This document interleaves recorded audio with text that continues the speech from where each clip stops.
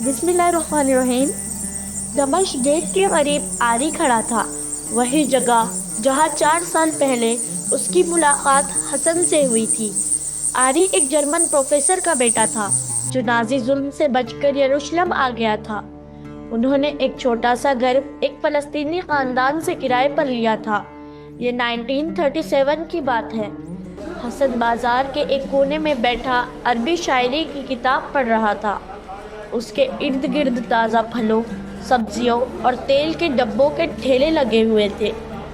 उसी वक्त एक छोटा सा यहूदी लड़का जिसके चेहरे पर नरमी और मुस्कुराहट थी, आहिस्ता आहिस्ता उसकी तरफ बढ़ा। उसकी टांग में मामूली लंगड़ाहट थी, माजी के एक जख्म का निशान।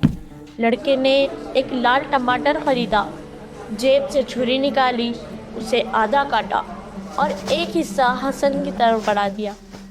आरी ने कहा, अना अस्मी आरी, आरी पर लस्ताइन। हसन ने दिलचस्पी से टमाटर लिया। हसन ने कहा, बूढ़े सा शालूम। यही 2 अल्फाज उसे अरबी के अलावा आते थे। दोनों बैठ गए। ज़बानें अलग थी मगर दिल एक। दोनों को लगा कि शायद वो दुनिया के बाकी बच्चों से कुछ मुख्तलिफ है। हसन ने कहा, अना अस्मी हसन, हसन यहया अबुल हैजा। आरी ने कहा, सलाम अलैकुम। फिर दोनों हंस पड़े। किताब, बुक, जी किताब और हंसी के बीच एक देरपा दोस्ती जन्म ले चुकी थी।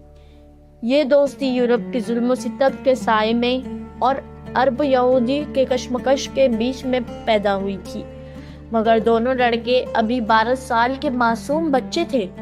उन्हें सियासत से नहीं, सिर्फ किताबों, नज़्मों और ख्वाबों से दिलचस्पी थी। सालों बाद जब जंग ने इन दोस्तों को जुदा कर दिया, हसन अपनी छोटी बेटी अमल को आरी के बारे में बताया करता। वो मेरे लिए भाई जैसा था। हसन कमज़ोर और बीमार सा लड़का था जिसे सांस लेने में दुश्वारी रहती, इसीलिए वो दूसरों के खेलों से दूर रहता।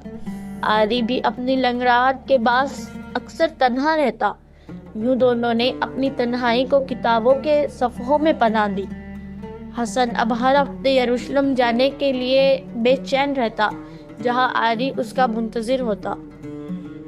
दोनों एक दूसरे को सिखाते एप्पल, तुफ़ाहा, ऑरेंज, पोर्तुगल, ओलाइम, जैतून और बीच बीच में शहर के नखरेबाज लड़कों का मजाक उड़ाते जो अंग्रेज़ों की नकल में बातें और लिबास अपनाते थे।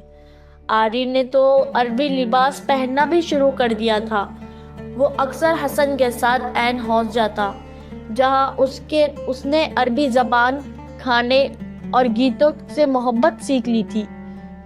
यही शौक़ आगे चलकर उसके अबरानी यूनिवर्सिटी के प्रोफेसर बनने की बुनियाद बना।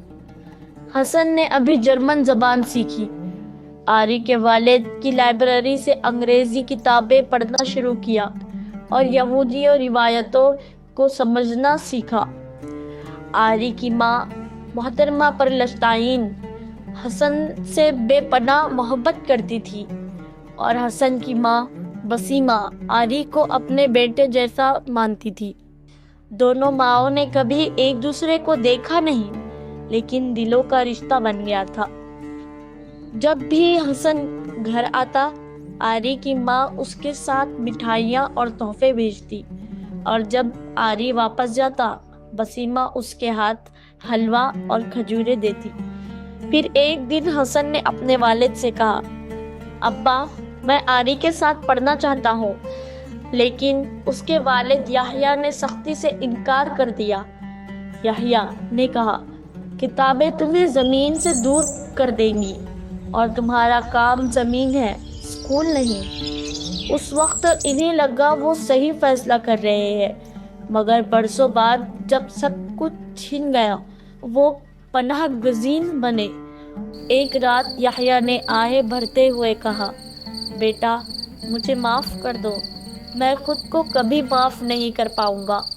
حسن نے باپ کو گلے لگایا اور دل ہی دل میں وعدہ کیا کہ میری اولاد تعلیم ضرور حاصل کرے گی، چاہے حالات کچھ بھی ہو۔ اسی وعدے کی یاد میں سالوں بعد جب امل نے پوچھا، بابا ہمارے پاس کیا ہے؟ حسن نے مسکرا کر کہا، حبیبتی ہمارے پاس صرف تعلیم ہے، اسے پوری طاقت سے تھام لو۔ چھوٹی امل نے سر جھکا کر وعدہ کر لیا۔